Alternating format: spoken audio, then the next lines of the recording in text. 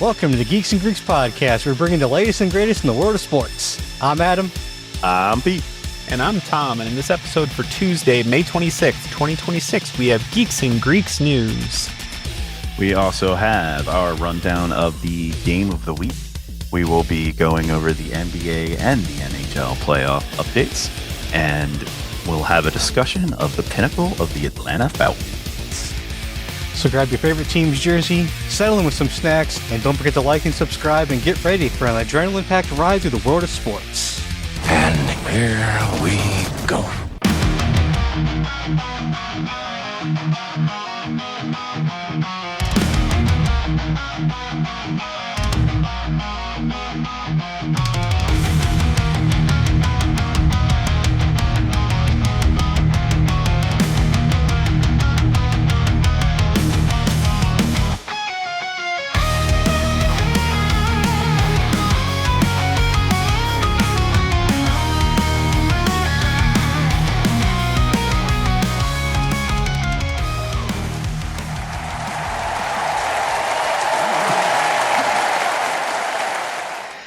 All right, guys. All right. So, how has your week been, man? Happy Memorial Day. It's coming off that weekend. That long weekend's great.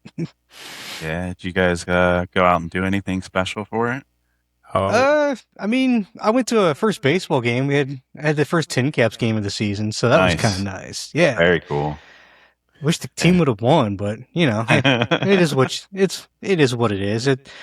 You know what? When you live in a city that doesn't have a major league team and you have the farm system team here, it's a crapshoot year to year what kind of team you're gonna get. Hey man, I'm just gonna say when I moved out of Fort Wayne, the Tin Caps were undefeated at home. That's all I'm gonna say. When you left Fort Wayne, were the Tin Caps even a thing? Were they still the Wizards? I left their first year, and they were like insane their first year. They didn't lose a single home game. Yeah, okay. So hey, before we get too far in, what's that jersey behind you for? Oh yeah. So jersey behind me. We are on the march to 4,000 subscribers, and when we get there, we will be doing a giveaway of the jersey behind me. So it will be the giveaway for the LeBron James jersey that we do have, and we are getting close. We're actually at 3,900 right now. Oh, so we're getting there. Let's so go. Don't forget to like and subscribe on the episode and leave a comment as well. Each one you do always helps. We love it, and we appreciate it, guys. So you're telling me there's a chance? Yeah. There's a chance. There's always a chance. So that brings us into Geeks and Greeks news.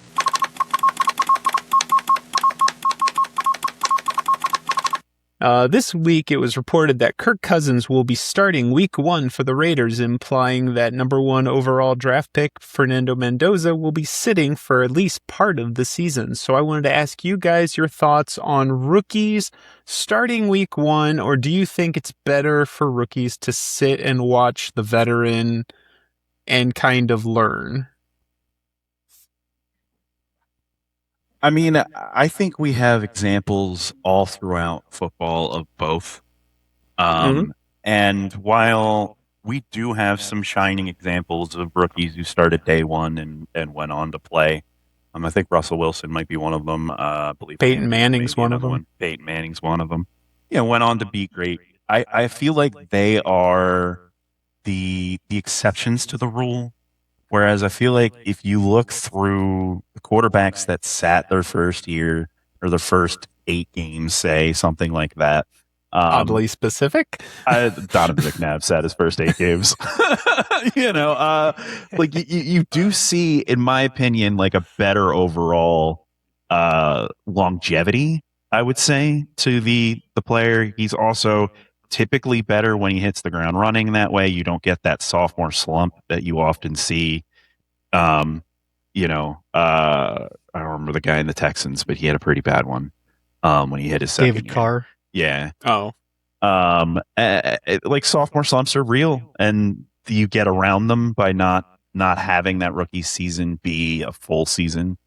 It kind of helps there too. So I'm actually, I really lean for this. Like, have your veterans start. Let him show the kid the ropes. Let the kid get in front of the cameras because like that's something new. And I know there are cameras at college games, and I know there are fans at college games, but like not like the NFL. Like not the way the NFL does it, and the sheer scope and volume of fandom and the cameras in your face and the lights and the fans and everything else. Like let him get adjusted to that and teach him how to play football in the NFL and then let him go. That would be my preference in most situations.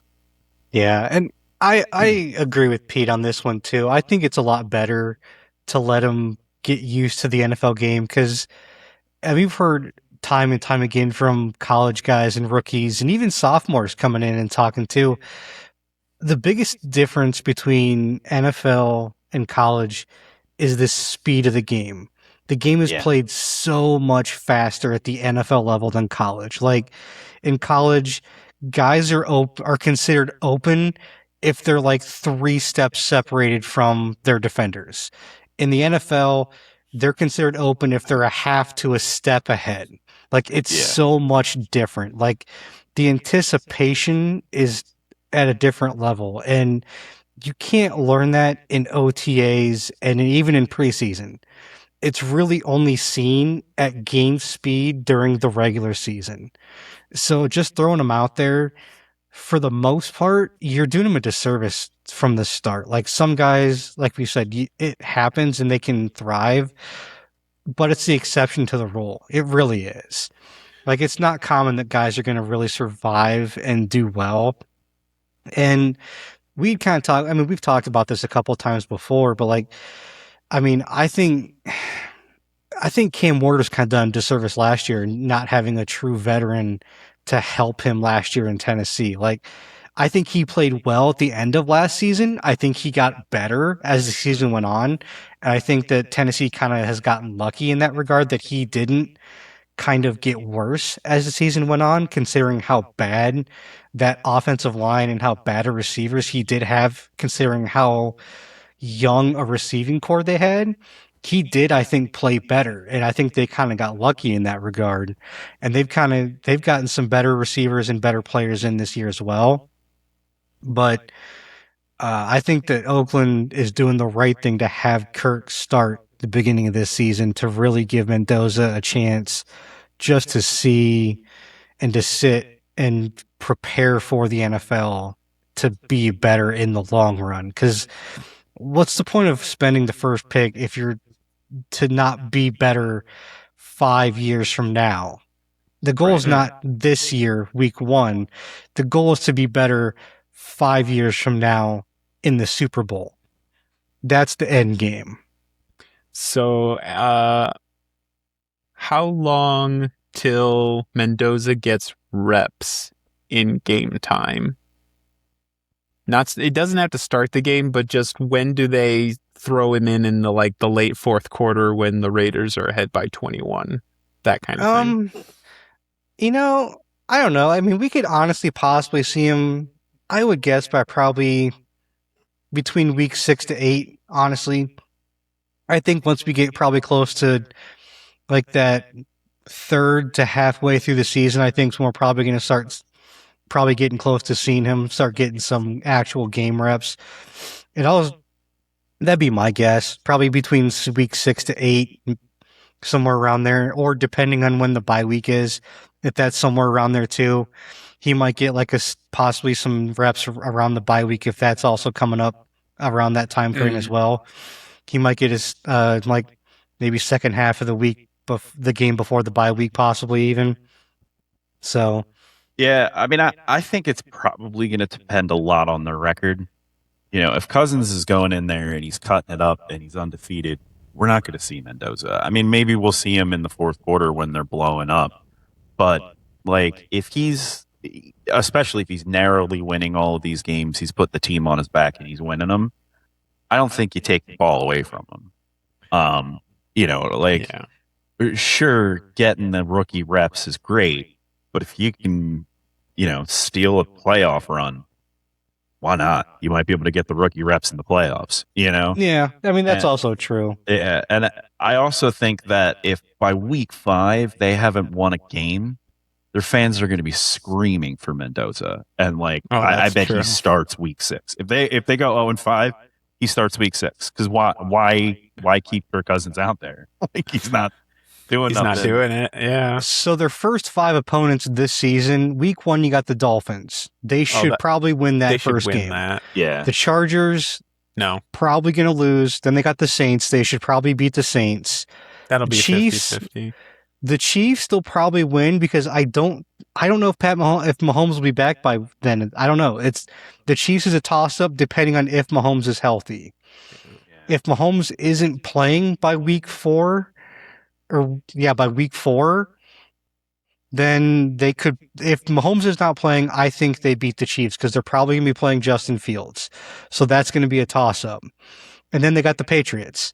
So by week 5, they could be possibly like 3-2. So I don't know. They could be right around 500 by week 5. And then week 6, they got the Bills. And then week 7, they got the Rams. They're not beating Josh Allen. So I mean, by week 6, they could be 3-3 or 4-2 at that point. So who knows? I mean, they have a very interesting first 6 weeks of the season. Mm-hmm. So they could have a 500 to a winning record by week 6. You never know. It's a very interesting first third of the season at this point. So wouldn't that be ironic? They bring in Kirk Cousins to teach Mendoza, and he ends up running them all the way to the Super Bowl, and Mendoza never gets a game all season. Yeah, it'd be interesting. Change is not that type of quarterback, but it'd be a very interesting thing. He's gone deep into the playoffs once or twice, but I don't think he's got the chops to get it all the way to the end.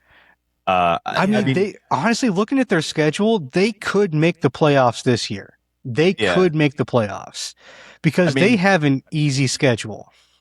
I think they're going to have a harder time with Kansas City than you think because ESPN's currently reporting that Mahomes is on track for a week 1 return. So if he's on track for week 1, he'll be there by week 4.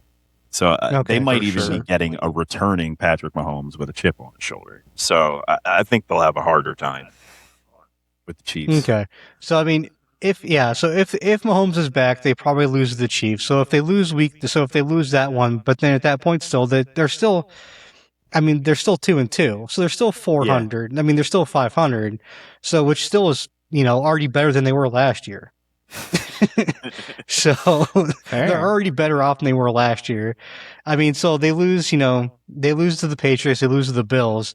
So then by that point they're 2-4. So then they'll lose the Rams. Like they're 2-5. They got the Jets. So I mean, they'd be 3-5. Yeah. So I mean, they kind of have a little bit of a murderer's row at that point with billing Chiefs, Patriots, Bills, Rams. Oh man, don't put Mendoza in at that point. That's just demoralizing for the kid. Yeah, no, you'd have to hold him off because after the Jets, then they play the 49ers, then the Seahawks, then the Broncos. That's still those are pretty good. Yeah, so then you'd have the Browns. Okay, there you go. Put him in at the Browns. The problem is the problem though is that after the Browns, then you have the Chargers and the Broncos after that. Oh, come on. Then you got the Titans, but after the Titans, you have Titans and Cardinals, and then you finish off against the Chiefs. So I make maybe the last 3 weeks because then you have 2 kind of easier games than the Chiefs. So you'd have 1 hard game against the Chiefs at the end of the season, but you have Titans Cardinals before that. So like. It depends on how much you want to throw them into the deep end against, like, the Chargers and Broncos. Yeah. So, I mean, if you want to give them the reps, you give them, like, the Browns and then some harder games against Chargers, Broncos, and then 2 easier games with Titans, Cardinals, and then Chiefs. Gosh. So, I mean, it's one of those things where he's going to have to eventually play harder teams. Yeah. So at this point, it's got to happen. I mean, at this point, if you set him up until you possibly lose to the Broncos, start him against the Browns and let him finish out the rest of the season. He's seen the gauntlet of Like, he's seen the gauntlet of Chiefs, Patriots, Bills, Rams, Jets, 49ers, and then Seahawks and Broncos, and then let him see the rest of the season. Oh, crap. All right. That brings us into the next segment of the podcast, a word from our sponsor.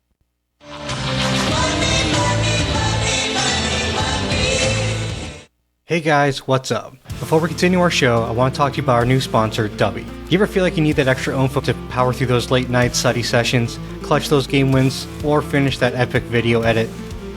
I know I do, and I finally found something that actually works without the jitters or the dreaded crash. Let me introduce you to Dubby. That's right guys, we're partnering with Dubby and we're seriously hyped. Dubby is our new go-to energy drink and it is a total game changer. What makes it so different is first off, and this is huge for me, Dubby has no artificial dyes, plus it's all completely sugar-free. So, you don't get that quick energy spike followed by a massive crash. And the taste is absolutely amazing. Dubby comes with a bunch of different flavors, such as tiger's blood, green apple, strawberry pineapple, plus limited time offers that do go quickly. I'm currently obsessed with the tiger's blood myself, but they're all really good. Alright, so how do you get your hands on this stuff? Head on over to dubby.gg and use our code GEEKS10 for 10% off your entire order. That's dubby.gg, dubby.gg. Seriously guys, go give it a try. You won't regret it. We love this product and I'm sure you will too. It's definitely been a game changer for us and I'm stoked to be sharing it with the rest of you. Now, let's go ahead and get back to our show. That brings us into the game of the week. Here comes a new challenger! So last week I had the guys watch two matches from 2009 WrestleMania 2025 or WrestleMania 25, number 5 and number 6. Starting off with number 5, JBL versus Rey Mysterio. At the time, this placed third for the shortest matches ever at 21 seconds. And it has since slid to fourth, but I really wanted to think, what did you guys think about JBL versus Rey Mysterio? So the majority of my time watching JBL's career was in his second run.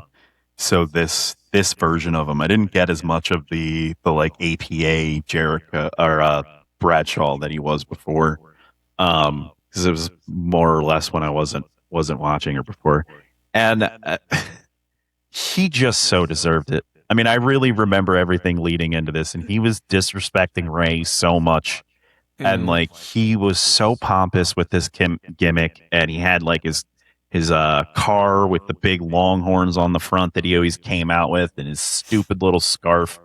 And like, I couldn't have been happier when this happened live, and watching it again just brought me right back. So this was so funny because I remember I was making a note about how I really like Ray's Joker ring attire. Because I remember watching this live too, and how this was around the same time as Dark Knight had come out and everything. And I was making a note, like typing on my other screen, and the bell rang and the match was over. And I'm like, I was in the middle of typing the note out, and I put a ... I'm like, well, I was literally typing out my notes when the match ended, but okay, I guess we'll move on to the next match. It was just so funny. Oh. But yeah, like, it's like a piece that I remember this too when this had happened, and I'm like, huh, wasn't expecting that to happen. Okay. Yeah, this just brought back a lot of memories too, because I can't remember if it was before or after this when JVL had his cabinet with Orlando Jordan and all them. Oh yeah, that's right. Yeah, I think it's after this. And I'm like, oh man, I missed our JBL's cabinet. And I didn't appreciate it at the time, but that was such a fun faction that they put together for that. Oh man. But moving on to match number 6, Shawn Michaels versus The Undertaker. Now, when I stopped watching wrestling, you had The Undertaker, you had Stone Cold Steve Austin, you had Degeneration X, you had The Rock still had hair, and he was part of the Nation of Domination. Then, about a decade later, I hear that Shawn Michaels and The Undertaker have a match at WrestleMania 25. And I'm like, okay, I love these guys. Well, I love The Undertaker and I love to hate Shawn Michaels. This is going to be an amazing match. And then I'm watching this match and there is Shawn Michaels descending from on high with white light and crosses on his costume. And I was like, wow, he has had a serious gimmick change since the Heartbreak Kid. And then like 10 seconds later, it's like, nope, same Shawn Michaels. Oh yeah. Kind of. I mean, he did a little bit he had a bit of a gimmick change to a point. Oh, yeah. Yeah, he got all Christian, and then there was the whole like he was broke and Jericho was paying him off and stuff. He had a couple of gimmick changes there. But watching this again, I understand that he was creating an opposing image of The Undertaker, leaning into the light and the holy imagery, and even wearing white versions of Undertaker's hat and coat as he's descending down instead of rising up from from underneath.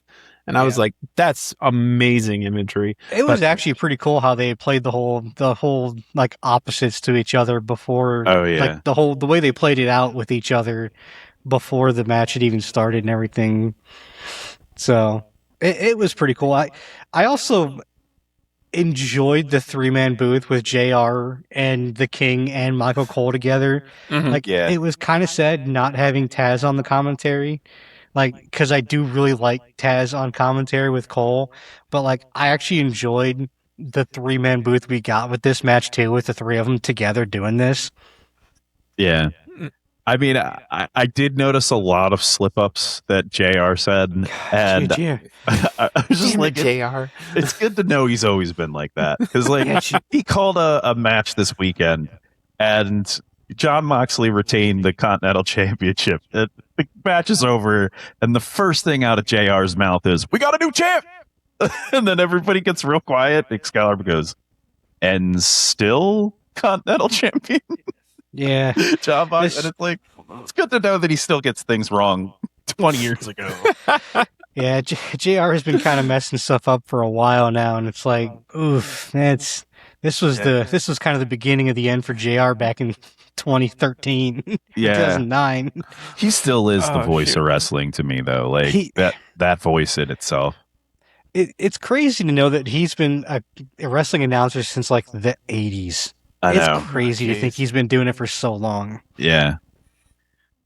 I got to tell you what, though. I think I now know what The Undertaker sees when he can't sleep at night.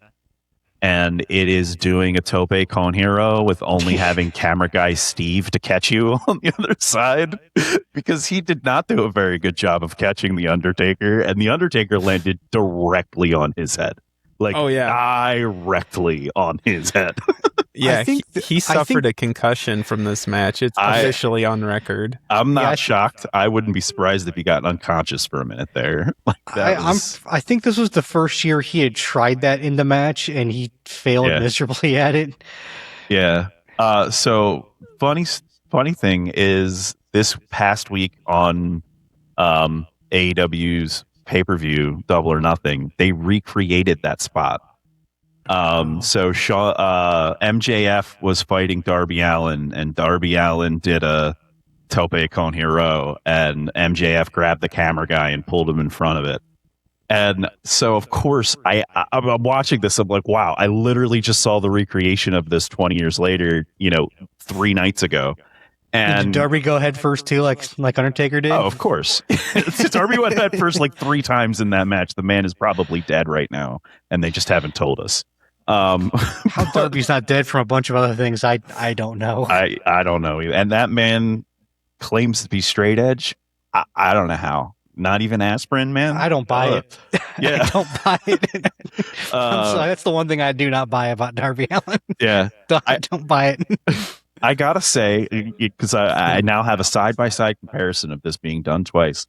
AEW takes better care of their cameramen, because like they brought in like an EMS crew.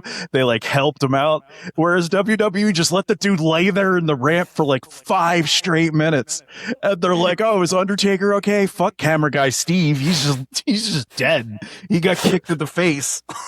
Like, Shoot. I love how when that happened, both JR and King were like, "Yeah, we heard that crunch. I think something happened." Well, yeah, you see the dent in the ring? You see the dent in the floor? Right. Yeah, I'm pretty sure Taker landed head first. Oh yeah, they show the angle where you can see him hit head first one time. Yeah, And then they replay it like 7 different times from the other angle, so you can't tell. From the other side of the ring, where you just see Taker's legs just buckle.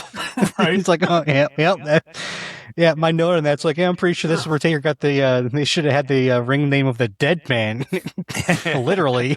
You know what's hilarious is there's a bit right after Taker goes head first where he's laying on the ground doing this. Yeah, and making sure he can still feel his fingers to make sure he's not paralyzed. Because he knew he had just taken a hard hit and he was trying to make sure he still had feeling in his hands.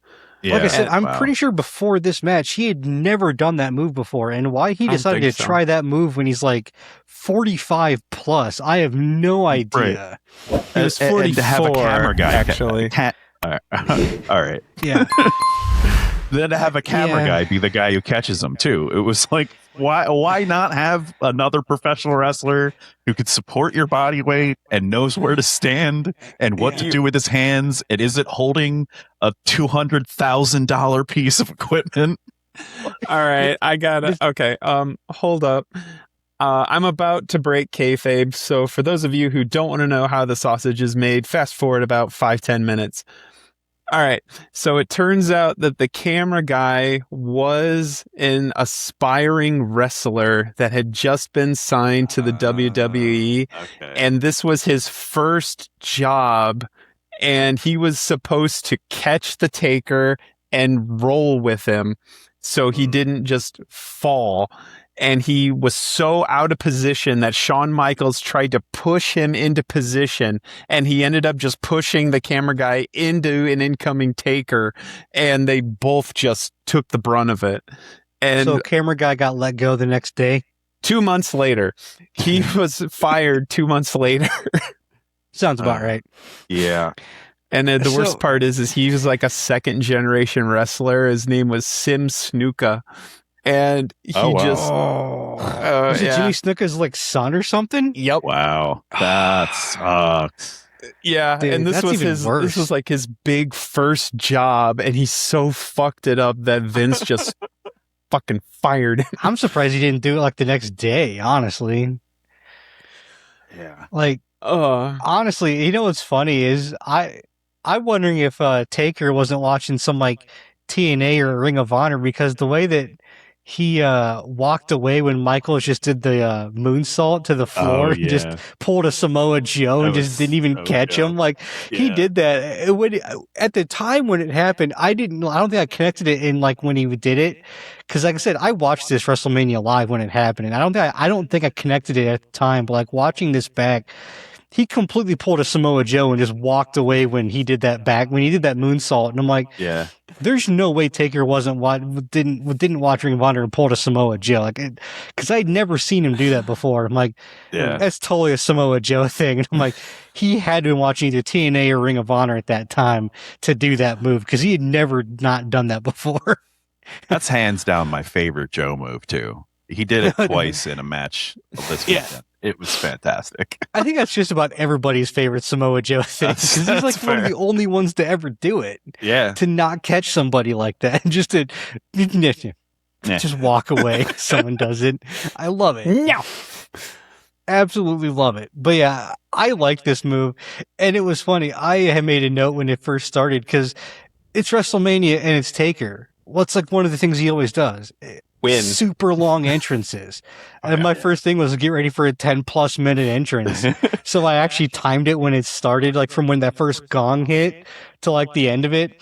It was actually only 4 minutes and 26 seconds. I was shocked. Wow. It was under 5 minutes. I'm like, wow, that's like probably one of the shortest entrances ever for him at WrestleMania.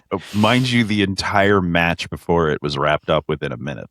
Yeah. It was like 8 times longer than the match that happened right before it. Right. But like, I remember like some of it, like, I swear some of his like other WrestleMania ones were like 10 minutes. Like they were ridiculously long. It took forever. Well, I like mean, he probably had to split the time with Michaels because Michaels took fucking forever to come down from the Oh. Raptors. That's true. Well, yeah. So- Can we take a couple seconds to talk about the move Old School? Because I despise this move and I need to vent about it. And it is hands down the worst move in professional wrestling. I know I say that's the people's elbow. It's not. It's Old School. Like let's break down the physics of this move. You put your opponent into a wrist lock, then you climb up to the top rope, then you tightrope to halfway past it. Then you use the top rope to springboard, coming down on the person who you're still holding hands with so that you could balance this entire time, and you punch them in the face. So this requires that your opponent is keeping you steady the entire time, is walking with you. Because if that opponent doesn't leave the corner, you fall. If that opponent drops to their knees, you fall. If that opponent pushes or pulls their hand, you fall. In every single situation, the only way you can do this is if your opponent follows the exact thing that you want them to do. Now, The Undertaker is the first guy that I'm aware of to do this move, right? And first off, the fact that he calls it Old School is ridiculous. The best reason I can find is a throwback to the old times when guys did top rope moves. It's like, okay, yeah, but they didn't hold their opponent's hand and walk into the middle of the rope. Like, that's not what a rope move was in the Old School, as far as I can tell. And he had superpowers when he started. Like, let's just put it out there. He had superpowers when he started. So why doesn't he hypnotize his opponent before he does it? Why doesn't he pull out his urn and there's like a little light that beams on him? Paul Bearer follows down and the guy's staring into the urn to make sense as to why this zombie is just like, sure, I'll hold you until you're ready to punch me in the face. Don't worry about it, bruv. Like, it doesn't make any sense. And now everybody does it. Like, every spooky wrestler has to do a fucking version of Old School. What the fuck? It's terrible. Why do people like this move? I don't get it. Yeah. It's so stupid. It really is. And I think he's even gone on record to say, like, after a while it got dumb and he didn't even like doing it after a while, but like he got to be one of those like niche things that had to be worked into like every match after a while. Yeah. So like it's a fair critique after a while. I mean, it's honestly kind of the same thing in now anymore that's in like kind of lucha libre matches when they like grab your hand and like they'll run up the ropes and like run across it to do a Hurricane Rani anymore too, to the same kind of point. Yeah. Where it's like, because they have to hold the mat, like you pull them off and it's like, push them off, man. Like, why am I holding your hand to let you do a move to me to do this? Like, I completely and utterly agree with you and have the same criticisms of those moves, but I will play a little bit of devil's advocate. Is usually they stay in the corner and they're just like jumping from the top rope to the second rope, back to the top rope, back to the second rope, back to the top rope. And it's like, dude, why did you let him do that?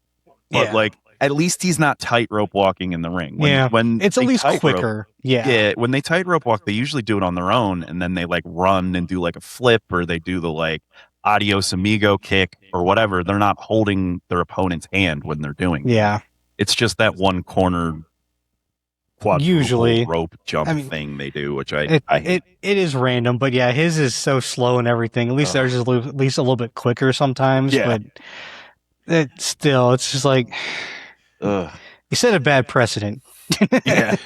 Now, to put a positive spin on this, I have to say I don't mind the people's elbow. Now, Adam, who do you have us watching next week? All right, so we'll be going back to the gridiron for mine. Hey. Oh yeah, so football. we're gonna be returning back to the football field. So Pete kind of gave me inspiration for mine, as we're gonna be returning back to the year 2013. Oh, all right. We're going to be going back to one of the greatest shootouts in NFL history, one of the highest scoring games in the NFL history. But one of the highest scoring games is 2013, Week 5, Dallas Cowboys versus Denver Broncos. All right. This is going to be Peyton Manning versus Tony Romo. Okay. Oh, I know where we okay. are. All right. That's going to be a hell of a match. All right. Yeah. Not match. Game. So, tomato. That's fair. So, I remember when this game happened, it was one of those where if you had anybody on offense in fantasy football for this game, you were living large this week. You made bank. You definitely, if you had either quarterback in this game, you were in for a very good game and probably won. So, this was a very fun game to watch live, and this was it should be a fun game to watch again. So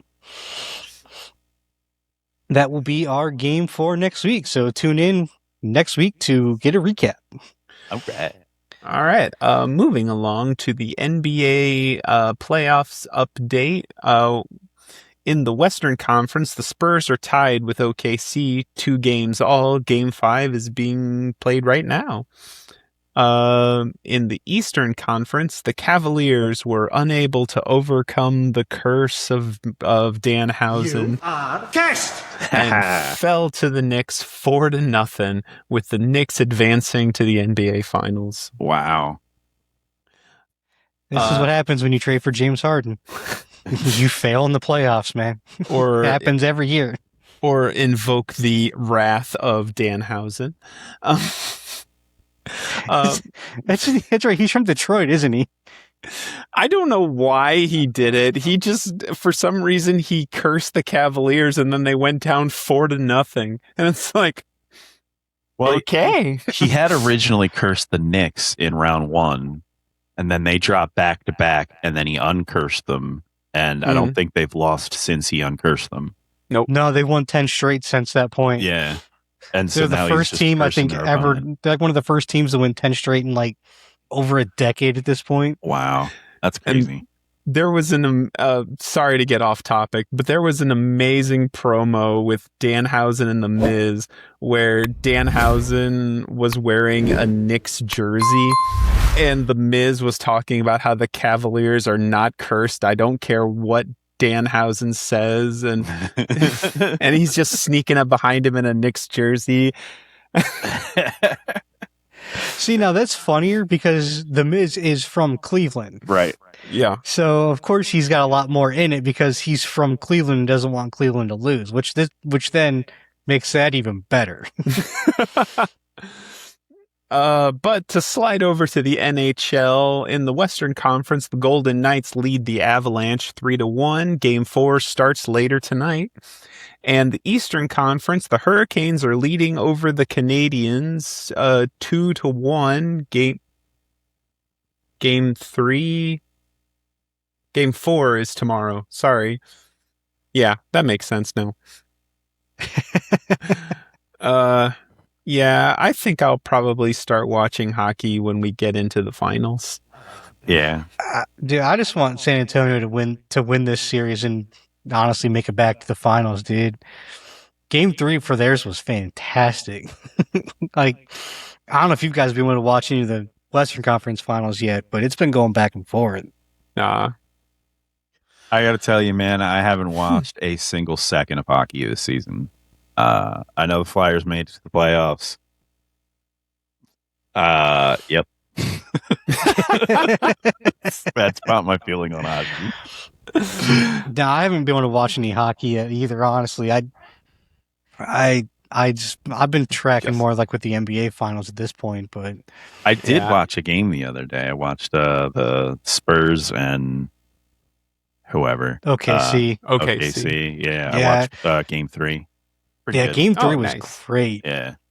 Because, San Antonio ended up winning that one 103-82 because they held OKC to 82 points. That was phenomenal. Yeah. It's helpful that they're on apps that I have. I just turned on Peacock and I was like, oh, look, it's starting right now. I can just watch the whole game. Cool. Yeah, I'm about to re-download Peacock because I was so used to having the league pass last season where I didn't have to worry about it. Yeah. I could watch all of it last year, but most of it's on Peacock this year since NBC got most of the rights back for it. So, but yeah, it's been fantastic this year.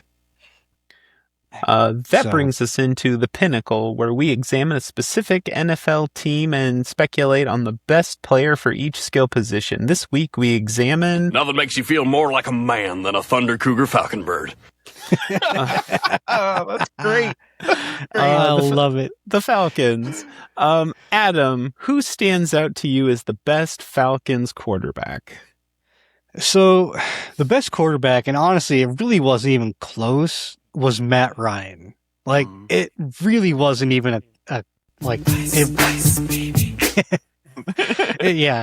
really wasn't even close. Like, Matt Ryan, like, blew really everybody else out of the water by, like, a nautical mile. Yeah, like was better in literally every single stat that I looked at, and half of them was like double everyone else's stat, and like even down to like win-loss ratio that he had, like literally everything.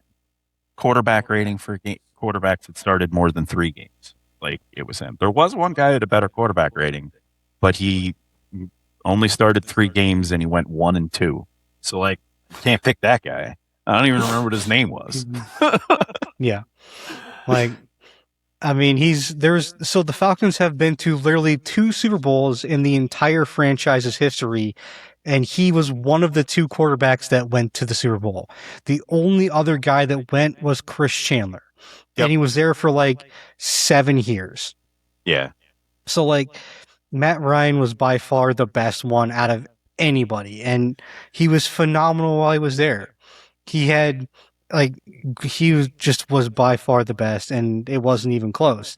And honestly, I'm kind of interested to see who your guys' number 2 was. That's who's more interesting for me. Do you want to go? You want to take this one, Pete? I honestly, I didn't even write down an honorable mention.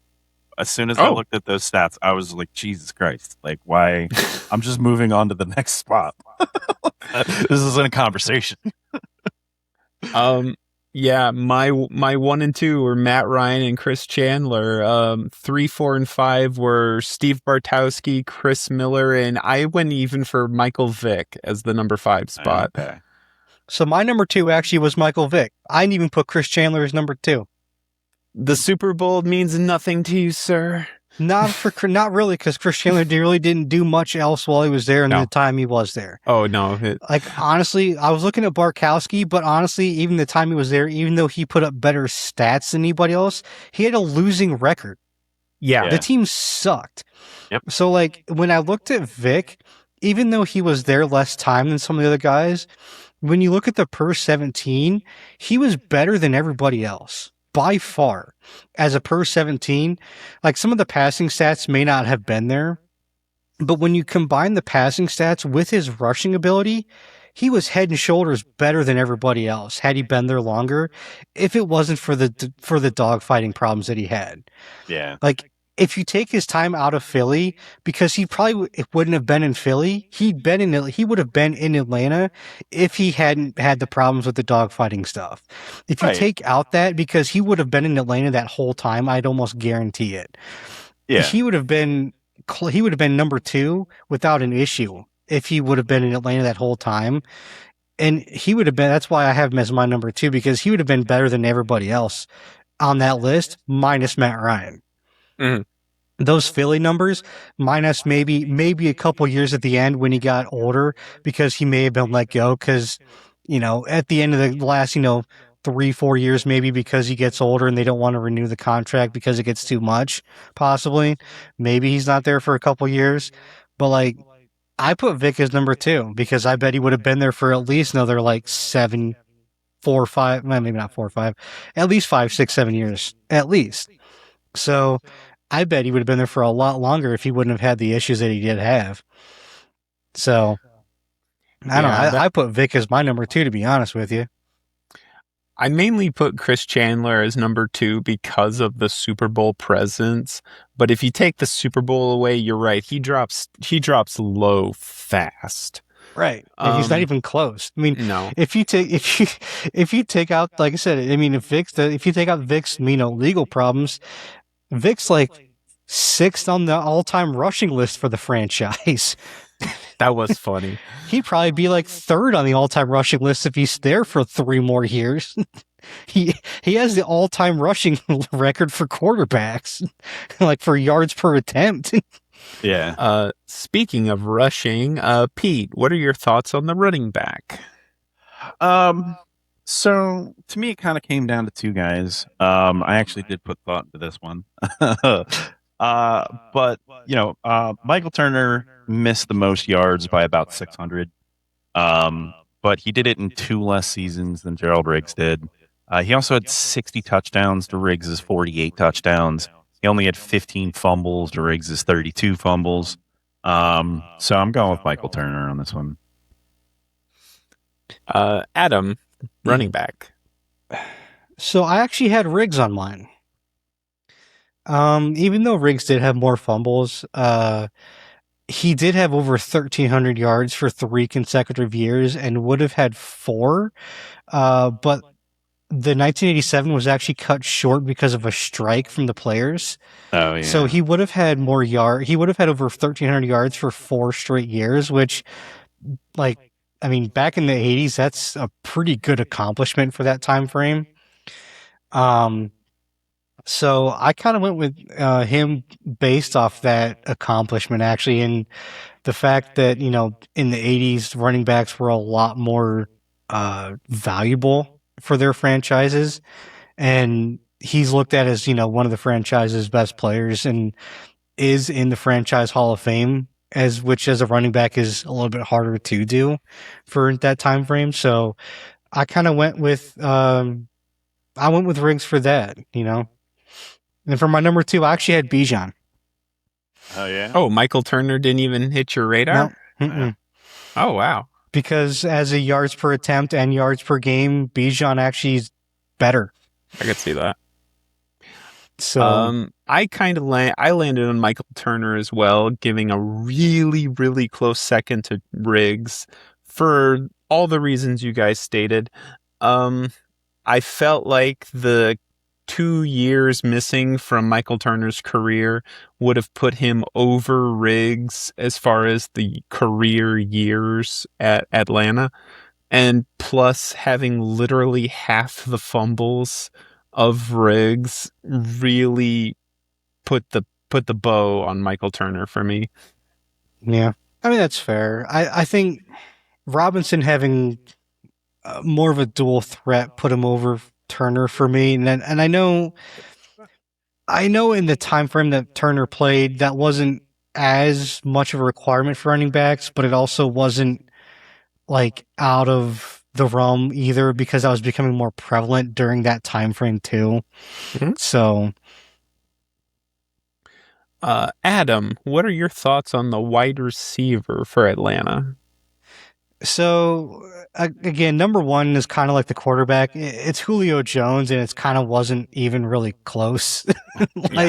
It's one of those like, why are we having this discussion? Yeah, when you as a receiver, if you average almost 100 yards a game, it's kind of almost like that Jerry Rice discussion, but instead of being for the NFL, it's just as a team. Yeah. Dude had just this amazing peak where it's you couldn't even really touch him. Just for some reason, just didn't really score a whole lot because 60 touchdowns isn't really a ton for as many yards as he put up, which is just kind of weird. I know Roddy White was there, but there wasn't a ton of overlap between him and Roddy White. Mm-hmm. For some reason, he just got a lot of yards, but didn't really want to score. It's kind of like Deshaun Jackson. It's I don't want to score, but for some reason, I just want to get a bunch of yards.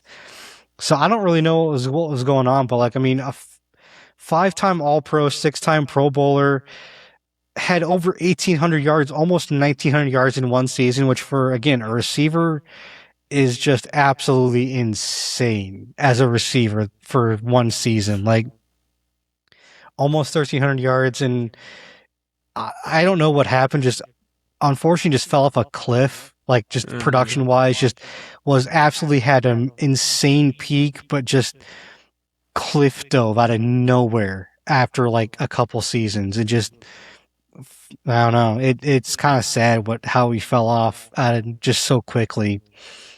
And then I had Roddy White as my number 2.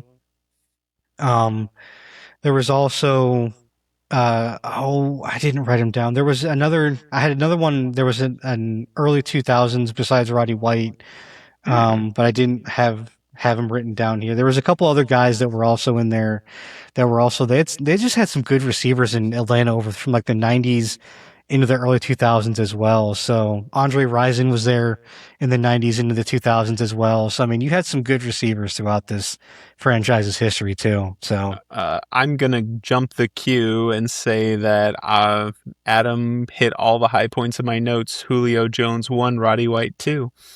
Yeah. I completely agree. I just want to say one thing is, to give Roddy White a little bit of devil's advocate here. He did play for 5 years with Julio on the team. So that's half of his career. And he also, the last Pro Bowl he got was, he had gotten 4 back-to-back Pro Bowls and an AP award. And then he gets a Pro Bowl Julio's rookie year and doesn't get another one. And I do want to say that if maybe Julio didn't get drafted in 2011, like Roddy White might have had number 1 spot, but unfortunately Julio got drafted in 2011, so you got to give it to him. yeah. Oh shoot! All right, Pete, what are your thoughts on the tight end position?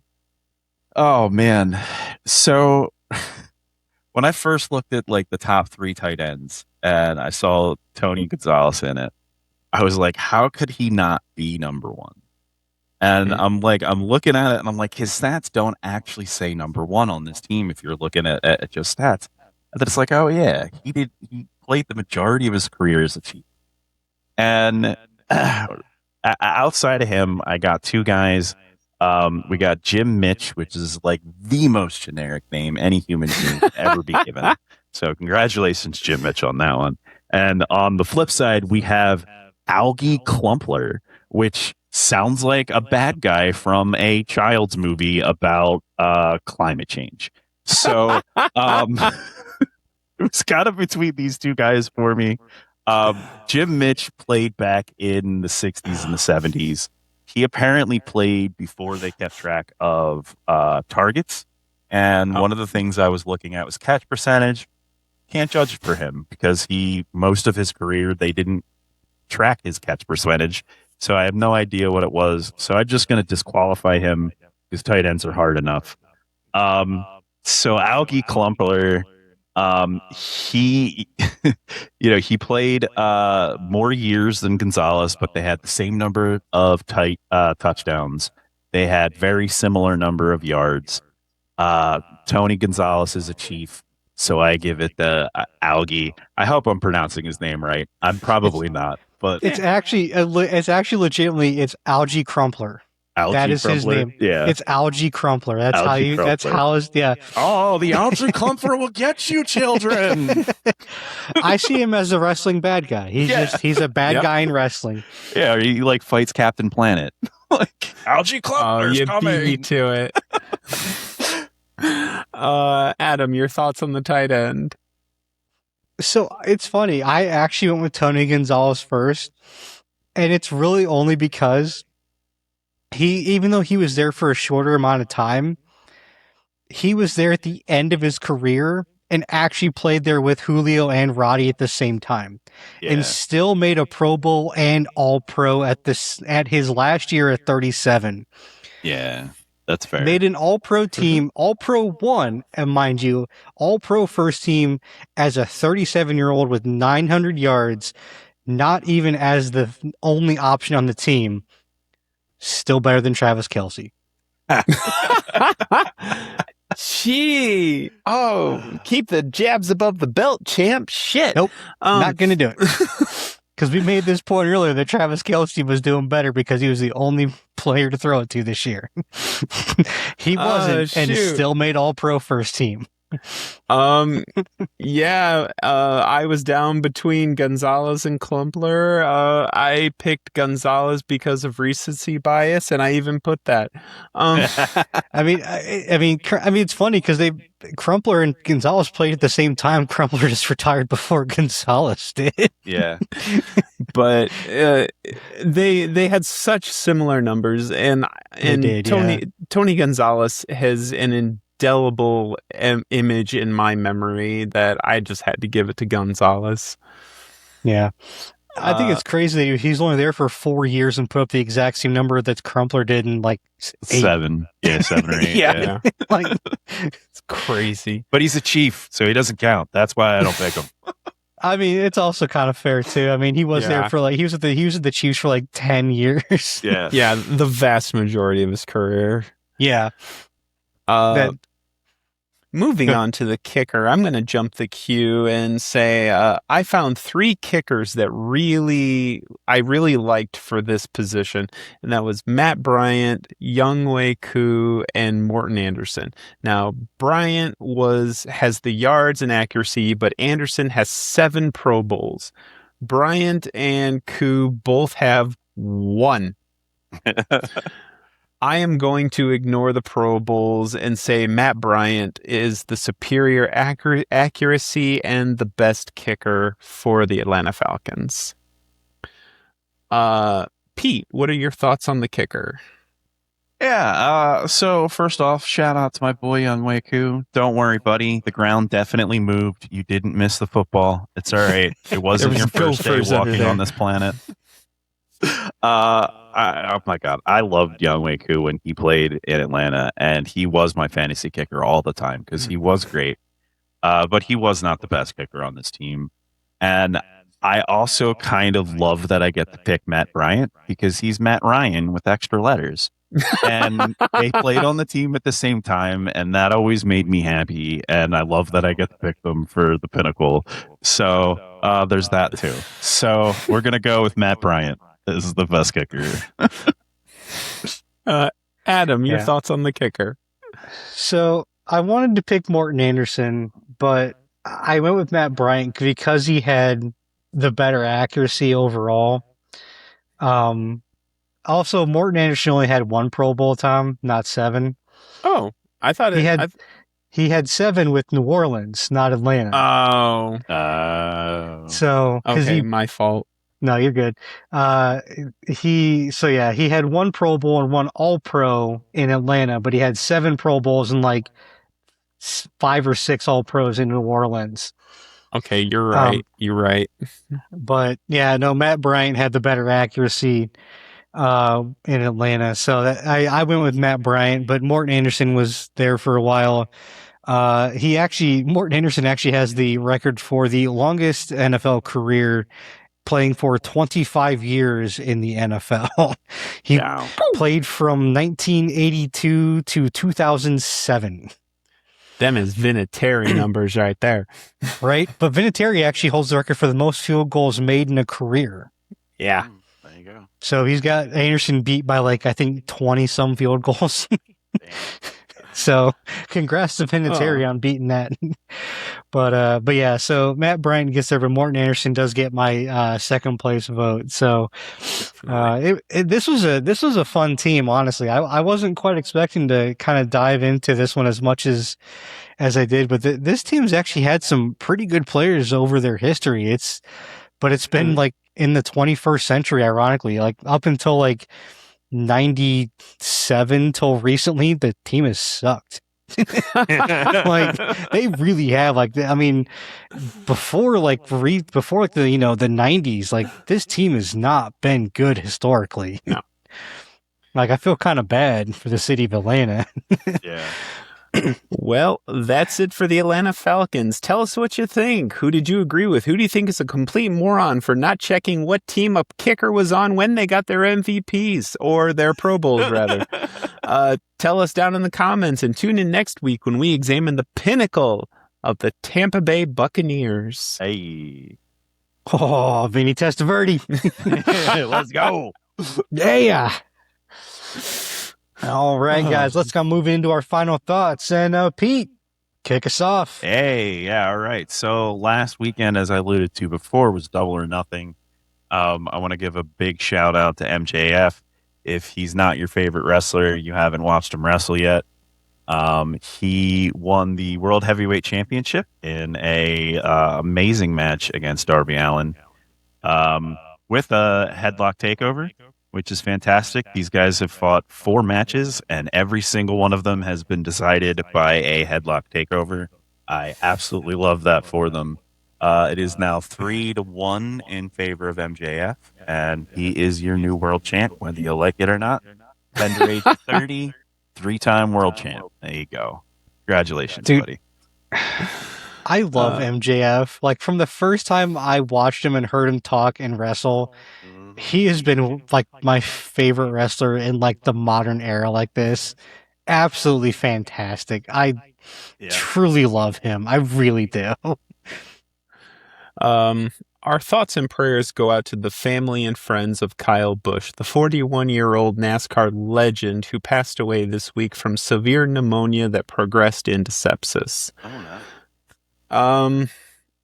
Congratulations to Daniel Suarez, the winner of the Coca-Cola 600 from Charlotte, and congratulations to Felix Rosenquist, the winner of the Indy 500, who won by 0.02 seconds, setting an Indy 500 record for the closest finish. If you get a chance, check out the photo finish. It's amazing. David Malakis was leading coming out of turn 1, and Rosenquist guns it and goes high and comes around the outside and gets less than a half a car length in front of him as they cross the line, and he wins by 0.02. It's amazing. And that's it for me. All right. And congratulations to Kimi Antonelli for winning the Lenovo Canadian Grand Prix from Formula One this last weekend up in Montreal.